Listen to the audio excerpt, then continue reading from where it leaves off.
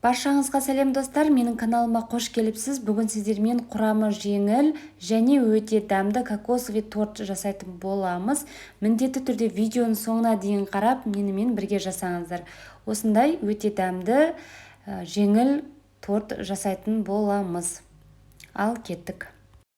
Алдымен бізге керегі бөлме температурасындағы жұп-жұмсақ сары май, қатты еріп кеткен, суы шығып еріп кеткен емес, жұп-жұмсақ бөлме температурасындағы сары майға қантымызды салып, жақсылап миксерлейміз.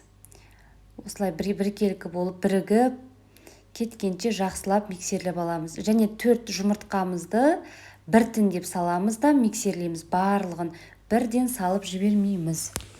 Не осылай біртіндеп салып миксерлеп отырамыз. Сосын массамызға сметананы салып араластырамыз.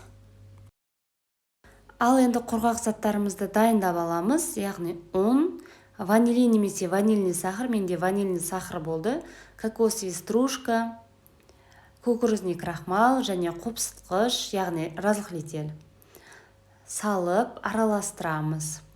Сосын сұйық массамызға 2-3 рет бөліп салап отырып, жай скоростта бір қалыпты миксерлейтін боламыз. Яғни ұнды бірден салып жібермеңіздер. Біздің массамыз, яғни қамыр басылып қалады, сондықтан осылай 2-3 рет бөліп салып отырып, жай скоростта миксерледім.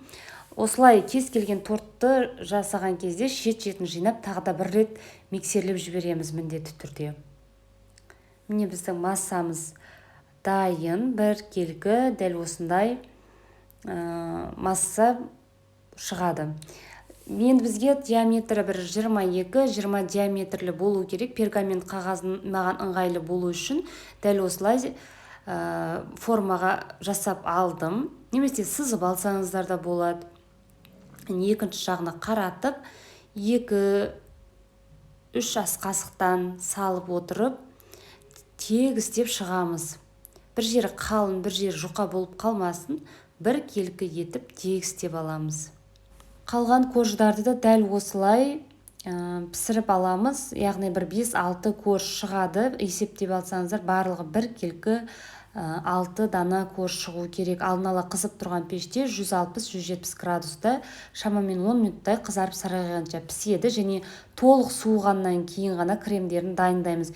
Менде тек қана сливки болды, бірақ сливки өте қою болып осылай шықты, ешқандай творожный сыр қосылмаған.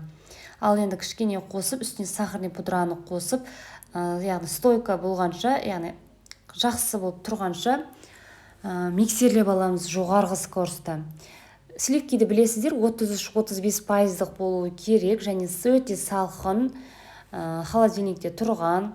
Оның үстіне холодильникте тұрған осы 3 желанияның қоюлатылған сүтін қосамыз өлшеп.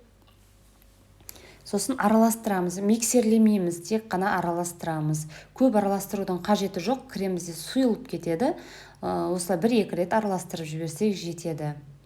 Осылай араластырып алып, креміміз дайын.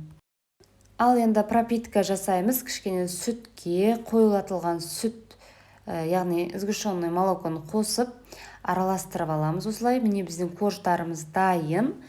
Егер тегіс болып корждарыңыз шықпаса, кольцоның көмегімен тағы да шет-шетін кесіп, домалақ етіп дайындап алсаңыздар болады. Пропитка да дайын менде. Енді корждарымызды қойып, тегіс болып шығу үшін шетіне кальций қоямын.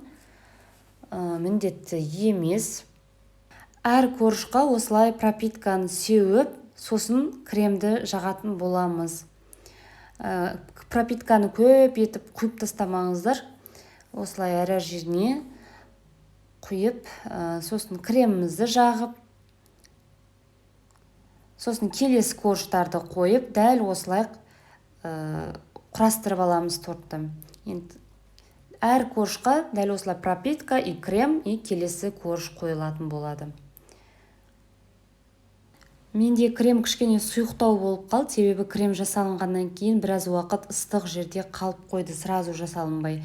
Сондықтан сливки кішкене қиындау болғандықтан жасап сразу тортты құрастыруымыз керек. Сондықтан міне осылай соңғысына дейін креміміздің сұйықтығы білініп тұр ғой.